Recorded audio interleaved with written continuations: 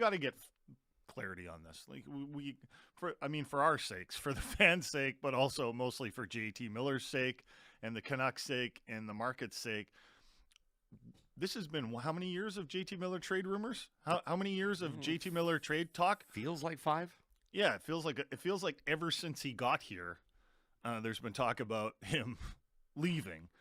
When he signed that contract extension, it went away for a little bit, obviously, but man, it didn't take long to come back, right? Because I think what happened was the Canucks had that terrible start to the season, and then everyone's like, wait a minute, maybe they need to just like completely rethink what they've done here, committing to this core. Now, since then, they've traded away the captain in Bo Horvat, so that leads them with 2 top 6 centers, but we were already heading into an off season with the Canucks expected to go after a 3C.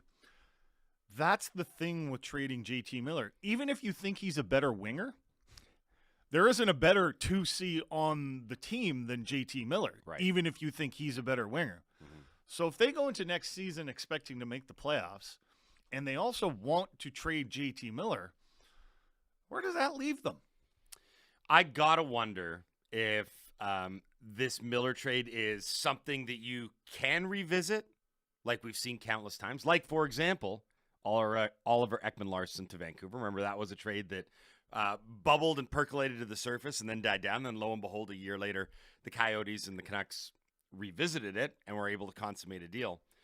If it's all contingent on Pittsburgh, then it's going to be really fascinating to watch, because Pittsburgh right now, I feel like they might be at not necessarily a crisis point, but this can really go one of 2 ways. They either make the playoffs, and it almost doesn't matter, because the playoff streak is what's important here when you're talking about Crosby, Letang, Malkin. You got the band back together to keep getting kicks at the can in the postseason. If they don't, and remember, they are only 1 point up on Florida, and both teams have 5 games left. So it's still all up for grabs in the East.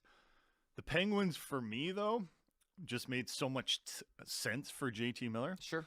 Like, again, this all goes back to timing. Do we think JT Miller's a bad hockey player? No. But we just don't think the Canucks are in their window right now. And we worry that when the Canucks are ready to be in their window in a couple years' time, hopefully, then JT Miller will be starting to decline, and that contract will look worse and worse. Is that necessarily what's going to happen? Nobody has a crystal ball, but we do have these things called aging curves that we can look at, and we can see that JT Miller, statistically speaking, probability speaking, is probably going to decline. Now, why would he make sense for Pittsburgh? Because they're going to decline. Yeah.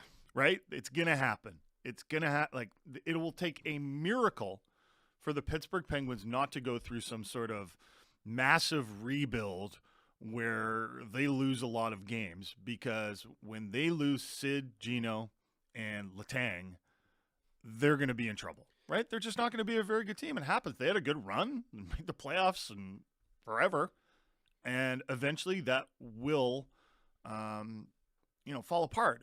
So that's why it made sense for JT Miller to go there. And, if not the Penguins and the Canucks are, as Frank reported, and the Canucks still do favor trading JT Miller, then you got to find another team that makes sense, because Pittsburgh made perfect sense.